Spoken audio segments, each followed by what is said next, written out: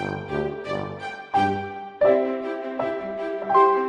most important principle is one that you'll be very familiar with because you understand it intuitively, and that is that children learn by doing things. They learn by experience, they learn by undertaking actions, and that's how they learn. So the methodology is designed to bring that out. So the teacher acts as a guide. The teacher directs the children to undertake it themselves. So all of our units are theme-based, and through those themes we explore, for example, birds.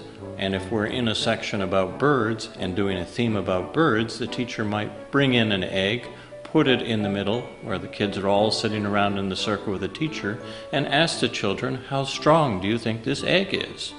And of course this is very exciting for the children because they can all say it's very strong, it's very weak. And in doing that process, you can see that we are subtly teaching them the scientific method. You form a hypothesis, and then the teacher says, well, how do we test how strong that egg is? And they say, all the boys say, well, take a hammer and smash it. The girls have a much more gentle approach. And then they start to pile books on the egg until, of course, it breaks. And in that you can see that they are now learning through experience. They're learning that there's no wrong answer originally, that there's a right answer once you've done an experiment and you've tested your hypothesis. So we make learning fun, we make it safe, we make it secure, and we help them to understand how to learn, which is the most important thing because it builds a foundation for lifelong learning if you know how to learn.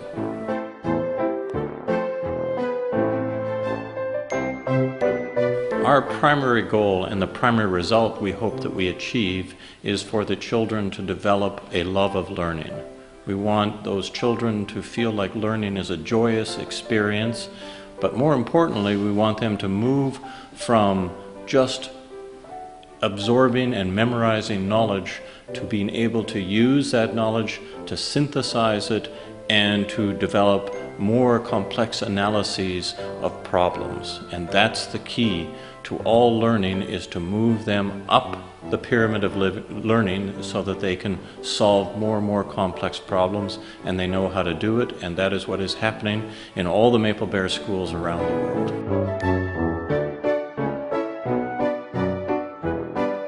Our goal in Brazil is to bring the best of Canadian educational practices at the preschool and elementary school to the Brazil marketplace. We know the Brazilian parents are very, very anxious for their children to acquire the English language, and the best way to do that is when the children are very young. So at the preschool level, we deliver an immersion English program that is very effective in allowing the children to learn to speak the English language naturally.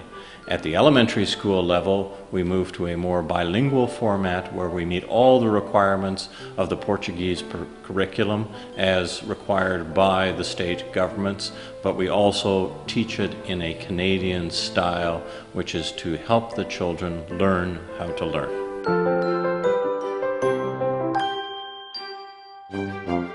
Well, let me start by saying that our experience is that Brazilian parents are very interested in Maplebear, and once they get involved with Maplebear, they stay with it because they're very pleased with it. What do they find most appealing?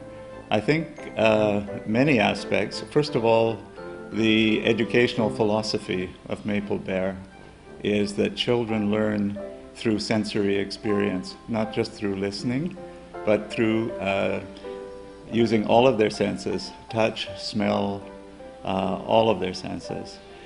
The other very important aspect of it is immersion education. They're learning a language, English language, in the natural immersion method, which means they use it as a form of communication. They're not learning English as a second language, they're learning to communicate using English as their language of communication. So the children learn the language in the most natural way, which is exactly how they've learned their first language. And parents are always amazed at how natural the language is of the children. So those are the most important aspects of the Maplebear methodology. Then Other things that parents comment on all the time are the physical facilities. If you just look at a Maplebear classroom, it's rich in learning resources, rich in books, rich in manipulative materials for mathematics, rich in materials for science.